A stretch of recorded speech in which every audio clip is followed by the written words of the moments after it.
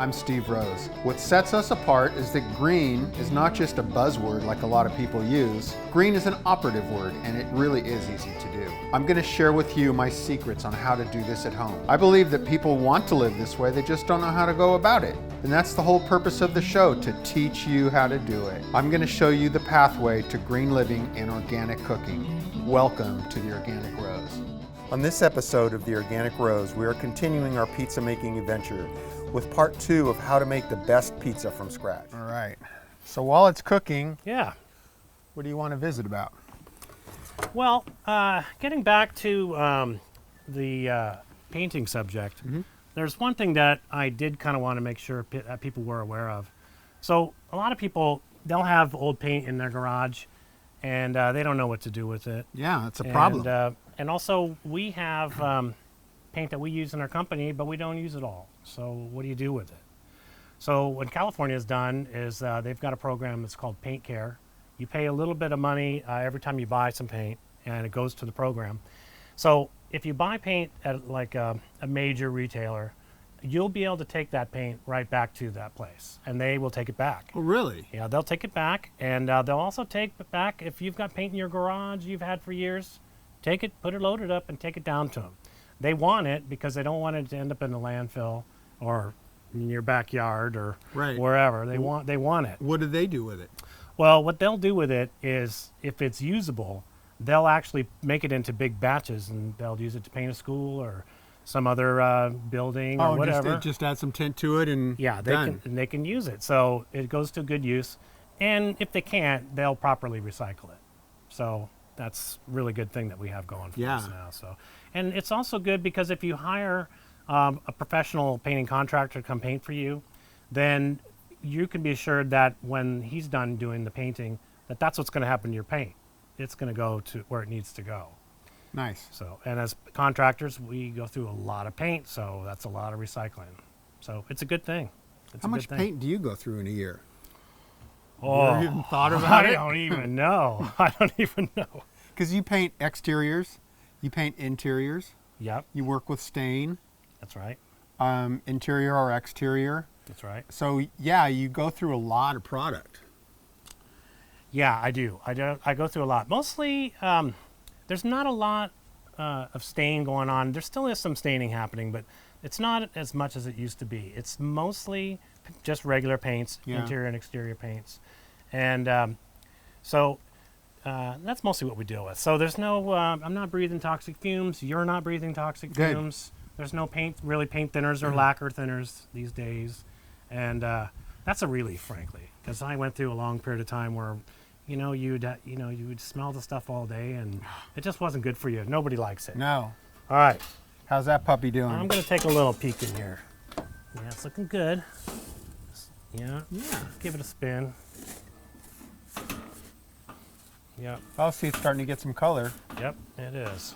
All right, get back in there. Okay, we'll turn this up a little bit. All righty.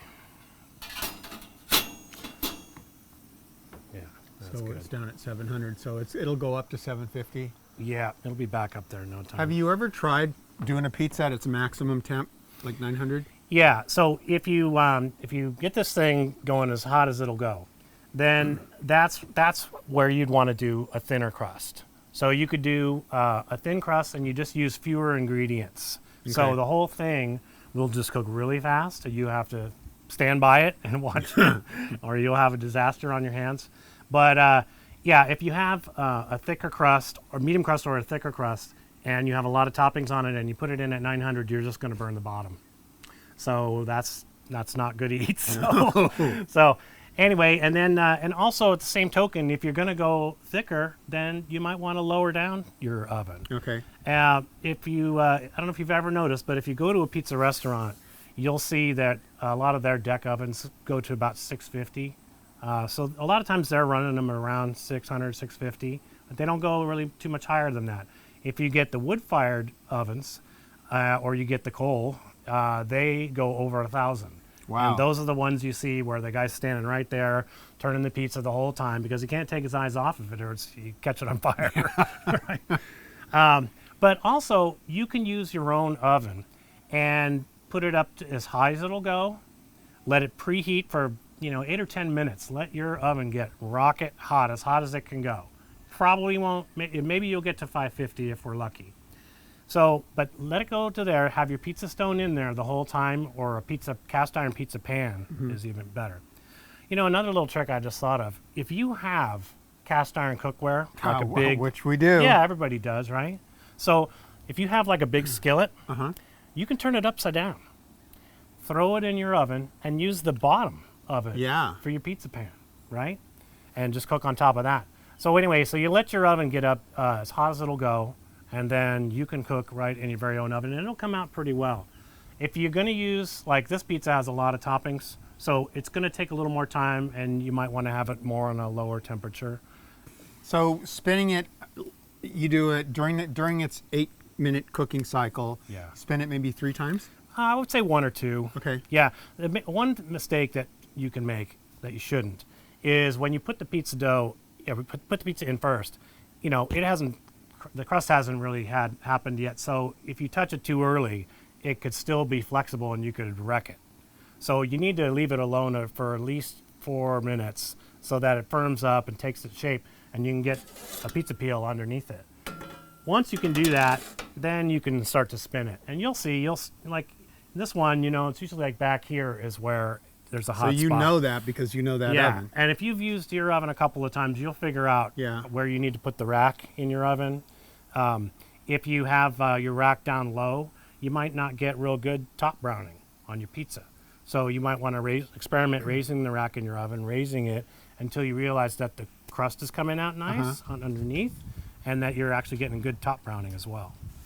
Any tips on making dough? Well, there are a lot of different recipes out there, and I would just say try them. Go out there, there's a bunch, and just experiment with them. One piece of advice is if you're going to go find a recipe that you think you want to try, follow it pretty much, all the measurements that are in there, do it exactly as they've written it first. Because that's baking, and baking is a lot more precise than savory cooking. Exactly. You need to measure out your ingredients and stick to that. Yeah, and that's really important. And then once you get comfortable with it, then you can experiment. Throw garlic in it, throw some herbs in it, or whatever. Or I've seen people put even molasses or just other things into it to flavor it, fortify the flavor. So I'll tell you, I've made plenty of pizzas in my life, and I have never, ever made a pizza that good and that consistent. Oh, really? All right. Okay, this one is ready. Oh, yeah. Look at that. So, you know what to do with the olive oil, don't you? I do. Wow. Yeah. We're not done yet.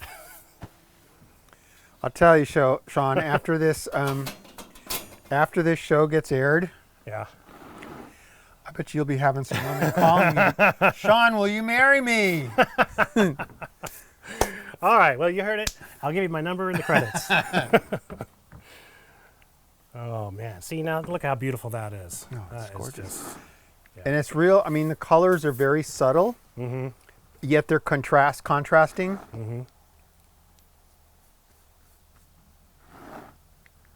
Wow.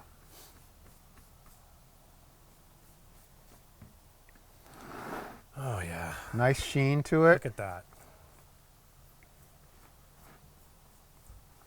Okay. All right. So we want to let this one, again, like the last one, we want to let it rest a little bit so that the cheese and everything has time to kind of congeal and come together before we slice it. And I can't wait to slice it. I can't wait to eat it. I know. Okay, so the toppings, again, are the final toppings? Yeah, okay. So the final toppings, once we cut it, we're going to put fresh cucumber slices. That's interesting. Right? You wouldn't think to do that, but it gives it a crunch and a freshness. And they're not very thick. They're very thin. And I left the skins on because I cut them so thin. The skin's just part of it. And it's very tasty and refreshing. And then chopped basil and oregano. And it's an herbal kind of a thing, and it goes great with the cucumber.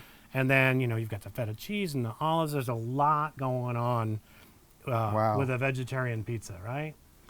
So this is going to be good. Okay.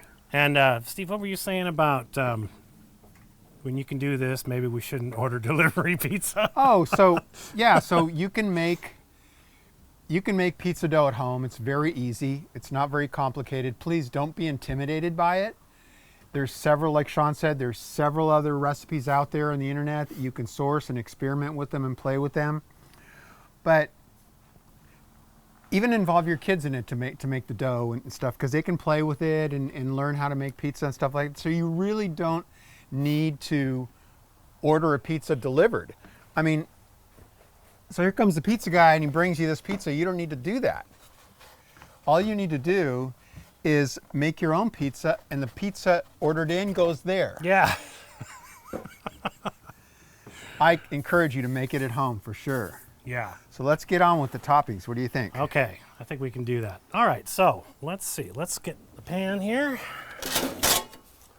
Okay, we'll transfer that onto there. All right. There you go, Okay. sir. All right. All right, it looks good as it is. But now we're going places. Oh, this one came out great again. Oh, boy. Okay. This You one- are a pizza master, Sean, I'll tell you. And you should be, as long as you've been doing it for. I know. It's, yeah. All right, here we go. Crust is good. Oh, see, this one could have cooled a little more, I think. But it's still going to be great. Well, by the time we take a couple minutes to put the other finished toppings on it, hopefully it'll set up a little bit more. Yeah. All right, so I'm going to go ahead and do this. Okay. And I think what we'll do at this point is go ahead and transfer it onto this. Okay. A little prettier. Yeah. Okay. So now we'll finish it. So at this point, you want to take some of these cucumber slices. And now we're back to the patterns. Boy, this is really smelling good. Yeah, go for it. Okay. How did we do that? Oh, this guy's wrong. Oh, see? All right. Takes two of us. Uh-huh. All right. We're going to do some herbs. This is some basil.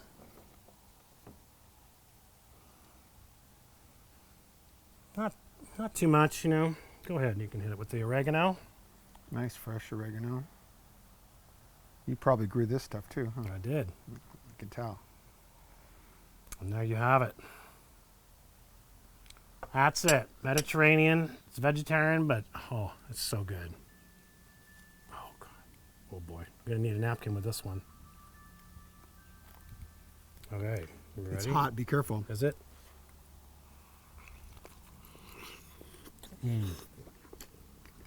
A little hot.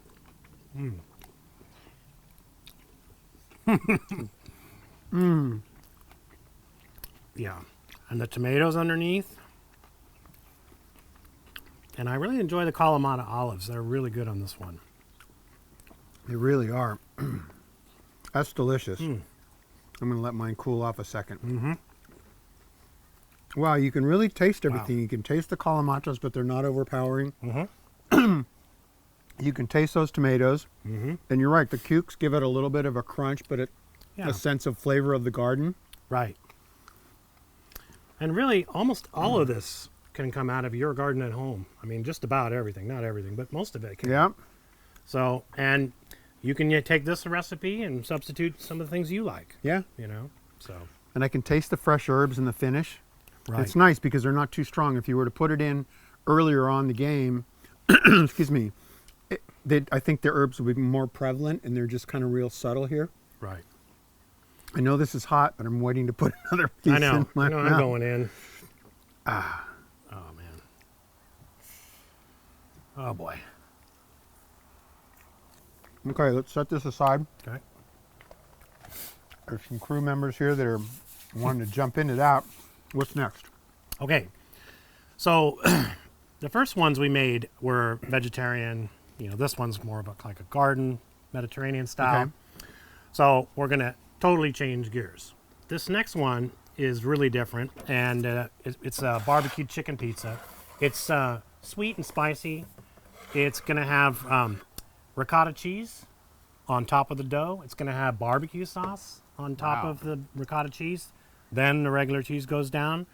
Then we're going to put caramelized onions on for the sweet.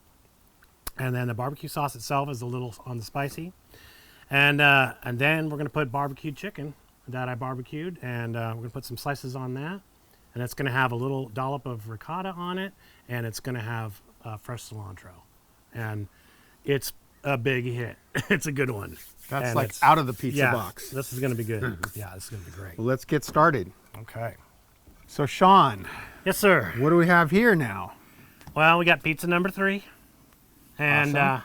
this one is just good. I mean, the other ones were also good, but this one is a crowd pleaser.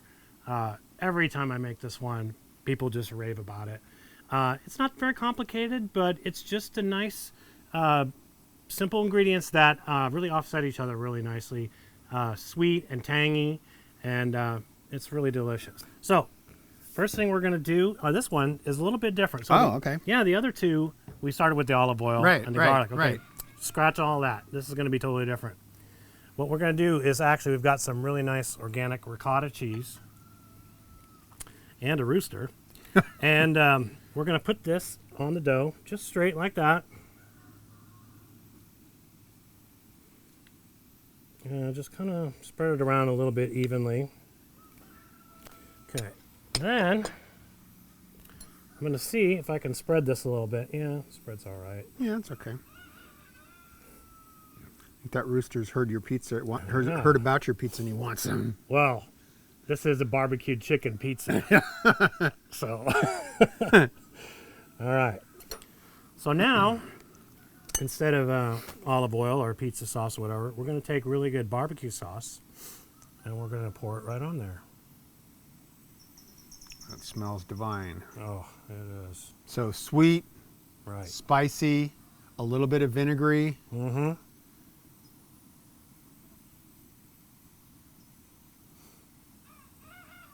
And that's about good. You don't want to get too crazy with it. Okay. Now, we just need some regular cheese, some mozzarella, and Monterey Jack. So go ahead and doctor that one up. A little more? Yeah, I think we need some more. And I'm going to give you a job application because I'm hiring. You're doing a good job, so. Yay. All right. All right, so now we've got the base. We got the ricotta cheese down. We got some really good barbecue sauce. And we got our cheese, and that's the base to this pizza. So I caramelized some onions earlier, and they're very sweet and yummy. And so we're going to spread these around. And this is a very important part of this pizza. When you taste it, you'll see why. If you could taste it. Okay. So now we got that on there. So now I'm going to add this chicken that I barbecued. And when I barbecued it, I made a point not to complete the cooking process. So the chicken's mostly cooked, but it still needs some time to go. And that's going to happen while it's in the pizza oven. If I cooked it all the way through and I put it on, you'd have nice dry chunks of chicken on your pizza. And And who wants that? that's not good. So we're going to go ahead and start putting on this chicken. Because that'll just give it a flash at 750 degrees. Right. It'll bring it up to temperature, finish off. You know, these are pretty thin slices. So it's going to cook all the way through, but it won't be overcooked. What cut of chickens do you use? I use chicken breast on this. Okay. Yeah. Oh, that's looking pretty damn good. Oh, yeah. Pretty darn good. Oh, yeah. Do we want some of these red pepper flakes on there too? You know what? I'm going to wait until after. Oh, you can finish it with that. Okay. And that actually adds a little color to the final product. All right. And then I think we need some lockdown cheese on this one. Lockdown. Yeah. Just a light sprinkle.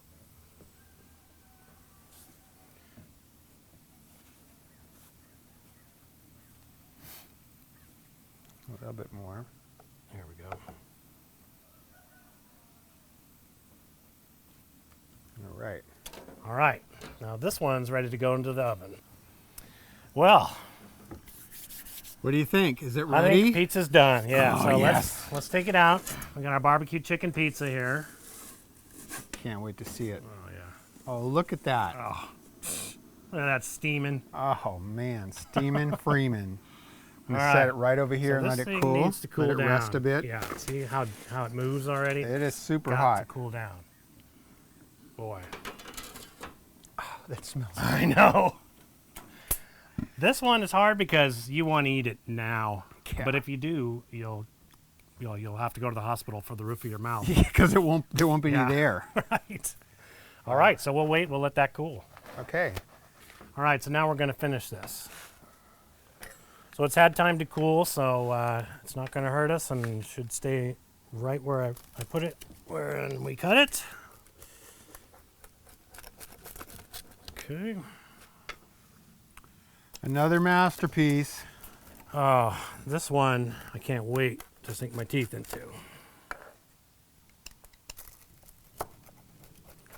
I don't think the color couldn't have been any perfect than it is now. Oh, look at that. And the smell when I'm cutting it is intoxicating. It really is. Okay. All right, so now what we're going to do is we're going to take some of this ricotta and I'm going to just put a little bit of it right there. Now, as hot as this pizza is this going to eventually, the ricotta melt in as well? It will, but this pizza isn't going to last that long. All right. That's beautiful, Sean. And it's kind of nice. By the time you get back there, it'll be a perfect little hit on your Yeah. flavor palette. And then you'll have that nice crust to get into. And when I eat pizza, I'm normally not a crust guy. Your crust is so good. It's like, but no, also is not getting the crust. I am getting the crust. Thank you. Right. All right. So then we're going to put some crushed red chili flakes on it. Okay. And it's pretty, and I think it kind of needs it in this case.